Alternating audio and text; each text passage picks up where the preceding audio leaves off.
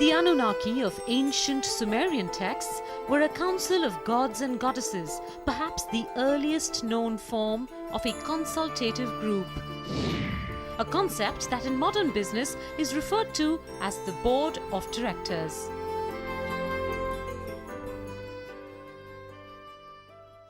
Well, I would ask a question about corporate governance. I recognize that companies are social structures, and we have imported the corporate concept from the West. But at the end of the day, people interact between themselves within the corporation through the social mores of the society from which they have sprung up. We have devised corporate governance in the last 10 years based on the Anglo-Saxon model of how the board should interact within itself and with the management.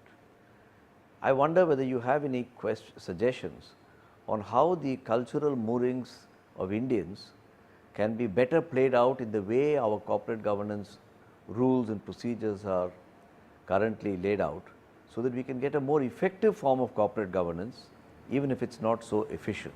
The question is, how are they working together? If they're working well together, then it's fine. What happens when there's conflict? Then who becomes more powerful?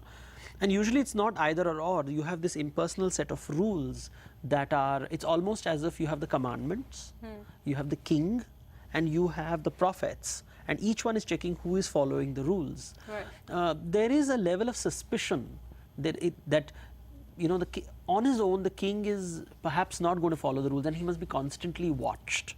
Now, if I'm the promoter and I have done the business on my own without board and have done a successful business, now as I grow in size, perforce the rules force me because I need more funds, I need to create a board of directors. Suddenly I see that just because I've got access to more funds, my freedom is being taken away from me. Yeah. That same freedom that enabled me to grow the business is being taken away from me. And therefore the relationship starts getting soured. If you look at the biblical examples, there are constantly stories of King David trying to do what he wants to do. And he's constantly being warned by the prophets, you cannot do what you want to do. You have to align within the rules. And there is this great tension between the king and the prophet. For example, he has an extramarital affair which is forbidden, and he wants to build a temple which is forbidden. And he's constantly doing things because he wants to fulfill his individual will, rather than what is the appropriate conduct by the commandments and by the law and the voice of God. And that narrative is very strong in the Bible of you cannot be an individual. You have to be subservient to an impersonal entity called the law. Now, these are the sources from which the idea of governance has come into India. The idea of it is relatively alien, because the focus over here is focus on the king. If the king is an honest man, then things will fall into place. So the education of the kings played a lot of role.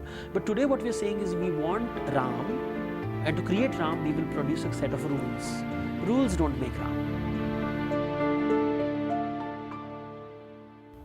I'm curious, even the kings in ancient India must have had a council of ministers that advised the king and also kept the king in check to some extent by offering him the right advice, nudging him constantly in the right direction. Is there a parallel in our scriptures that, albeit draws from the Western model of governance, but Indianizes that?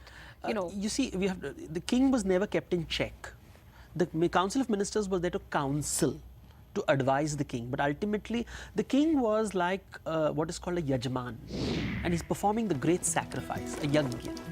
And he is doing the swaha. All his decisions are the swaha. And what comes from the yajna, whatever comes from the yajna, is the result of his actions, his decisions. So swaha in the ancient days, what is a swaha? You pour things into the fire. Once you throw it out, it doesn't come back. It's your decision. And what comes back to you is the direct result of your decisions. Nobody keeps you in check. So there are ministers, and there is the rishi and the pandit, everybody sitting around you, supporting you to do the yajna. But ultimately, in the yajna, who is the yajman? Who is the decision maker? Who takes accountability for the yajna? Is the board taking accountability or the CEO taking accountability? It comes down to that. In today's day and age, it would be almost impossible to live without a set of rules constantly telling people that, hey, if you're not doing what these rules set out for you to do, then you're doing the wrong thing. How do we leave companies entirely to the governance of an individual?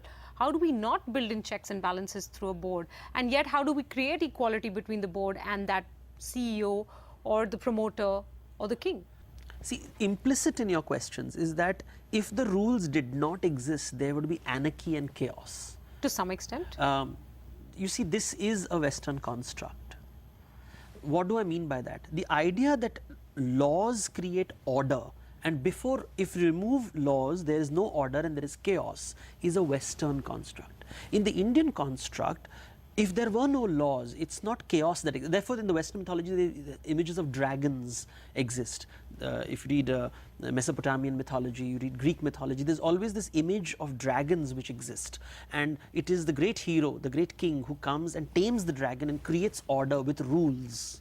But in the Indian context, if you take away the human being, what exists? If you take away man completely, what exists is nature, Prakriti. And what is nature? Nature is not disorganized. Nature is not chaotic. What you have in nature is the instinct of survival. And only the fit survive, and might is right. Now, that is what exists in nature. So, when I create culture, I am creating the very opposite. It is not might has right, meek have rights too. So, it is about a world where I go out of my way to help the helpless. Now, how do I do that? Will the rules make me do that, or do I genuinely want to do that? If I don't want to help the helpless, if despite being a human being I want to behave like an alpha male, which rule is going to, then the rules will not control me. In short, your response to Gopal's question is that no, there is no Indian code of governance that can be created, or a code of governance that is contextualized to our conditioning here in India. There is no such thing, because no set of rules can actually help you be a better person. Let me give you an example of rules in form of a story.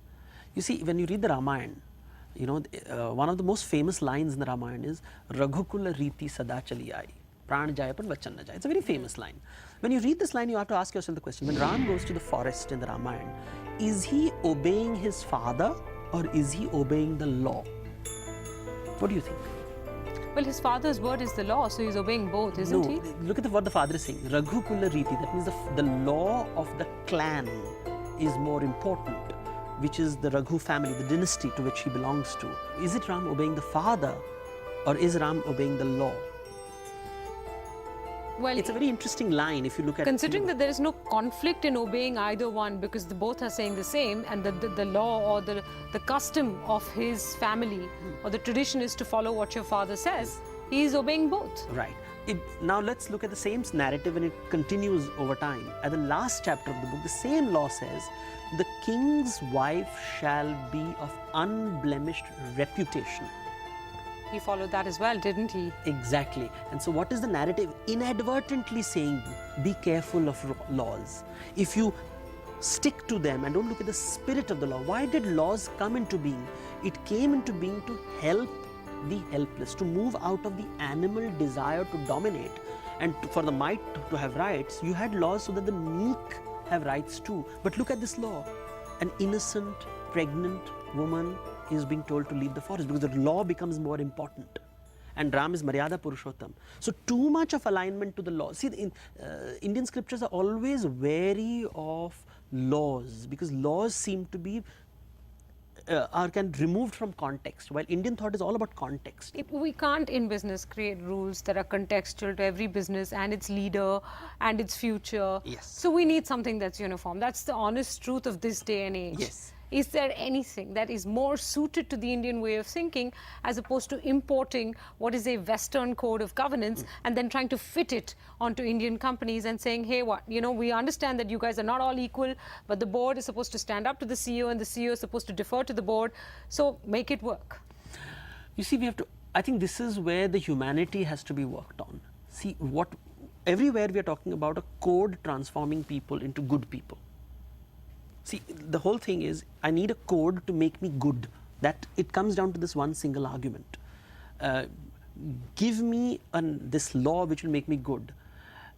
That's a very difficult thing to achieve. We have to ask ourselves, are we working towards creating leaders who know why they are doing what they are doing? These are things that are not even being addressed. We are focusing so much on the law because we have given up on human beings. We're saying human beings don't work, so processes are important, structures are important, laws are important, conducts are important, and you have constitutions being changed every day. You can change Indian constitution 20,000 times. That will not make our politicians honest. So the answer to Gopal's question is that boards at best can play an advisory role, but they cannot really keep the CEO in check. They cannot stop him from exploiting a loophole if he has decided to, nor can they make him a better person than he actually is. Yes, absolutely. And you see, in Indian thought, while it will not be there in the rational world, is that for every action there are consequences. If not in this life, then in the next.